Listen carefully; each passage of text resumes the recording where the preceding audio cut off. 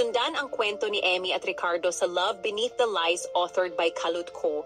Matagal na magkasintahan sina Emmy at Ricardo o kilala bilang Richard sa totoo niyang mundo. Ngunit sa araw ng kanilang anibersaryo, bigla siyang hiniwalayan ni Richard ng walang paliwanag. Kalaunan, nalaman ni Emmy na si Richard ay isang tagapagmana ng isang makapangyarihang angkan at napilitang magpakasal sa isang babaeng ipinagkasundo ng kanyang mga magulang. Sa kabila ng sakit at hirap, pinalaki ni Emmy ang kanilang anak ng mag-isa at itinago ito sa loob ng maraming taon. Paglipas ng panahon, muling nag-cruise ang kanilang mga landas sa di inaasahang pagkakataon.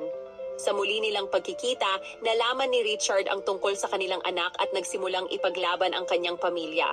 Ngunit bago sila muling maging buo, haharap sila sa mga pagsubok na muling susukat sa kanilang pagmamahalan. Sa huli, mas pinili ni Richard ang pagmamahal kaysa sa yaman,